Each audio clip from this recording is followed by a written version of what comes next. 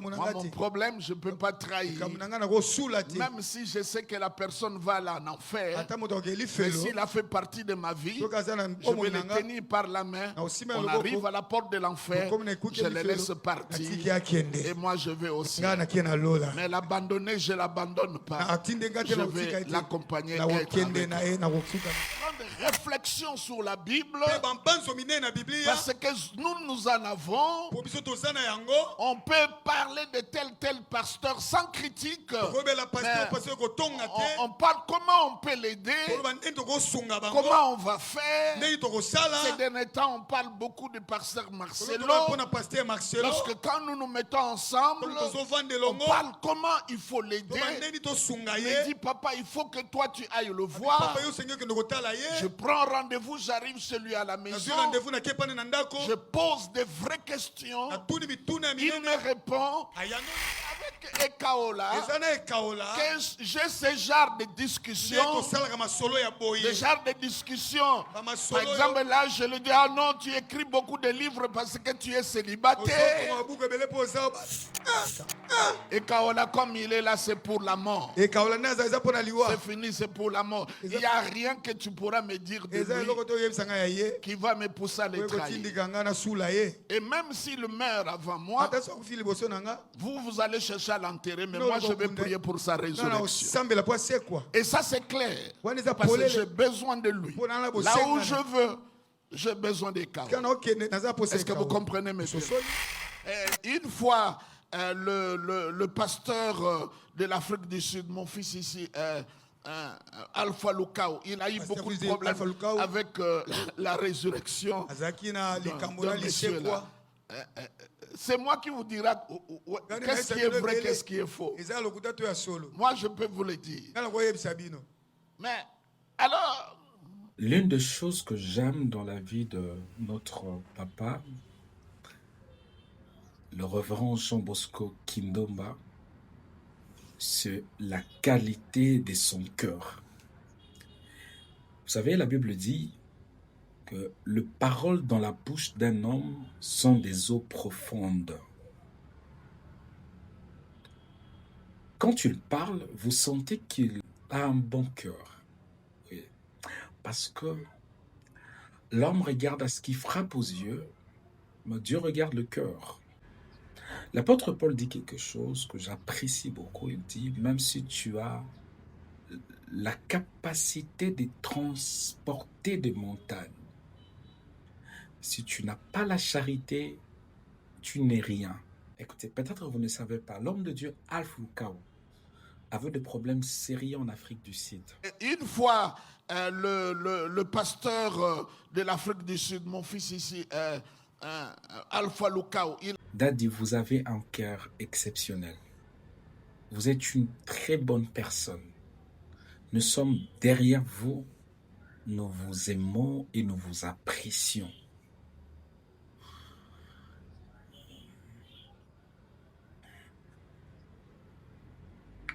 Abraham a la capacité d'intercéder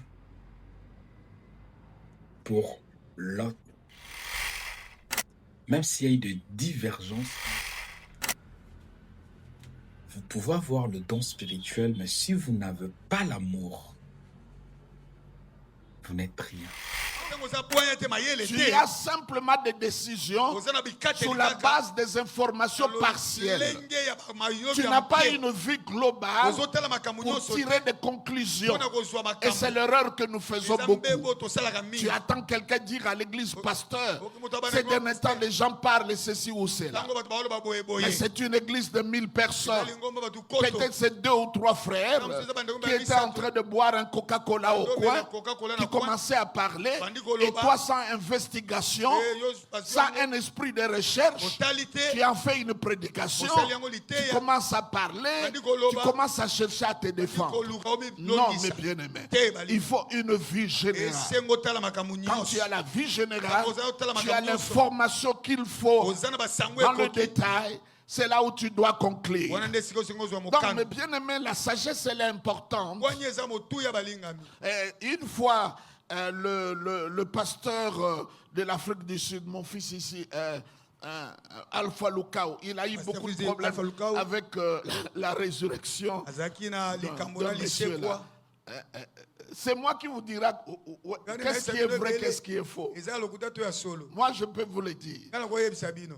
Mais alors, pensez un fils que toi tu connais et que tu aimes. Quand j'arrive en Afrique du Sud, je n'ai pas à lui dire que je viens chez toi. Je sais que j'ai une chambre. J'ai les numéros de sa femme et les gens qui sont autour de lui. Donc je vais directement, je vais rester chez lui. Sans le voir, mais je suis chez lui.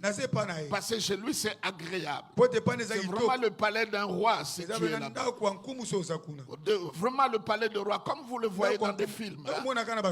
C'est comme cela. Alors, il a des problèmes. BBC en parle.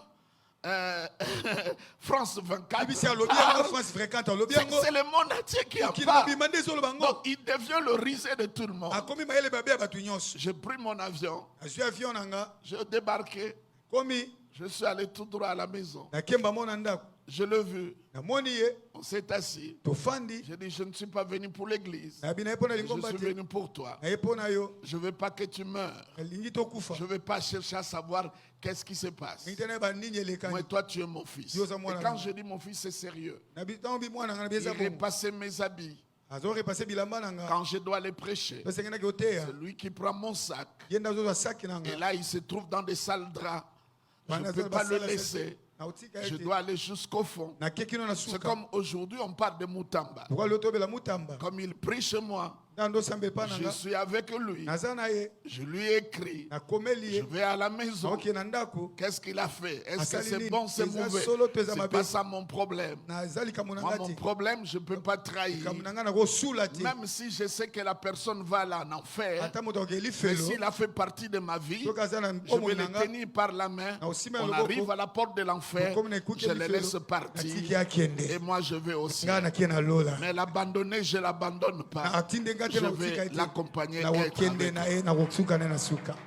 Et Kaola, comme il est là, c'est pour la mort. C'est fini, c'est pour la mort. Il n'y a rien que tu pourras me dire de lui qui va me pousser à le trahir.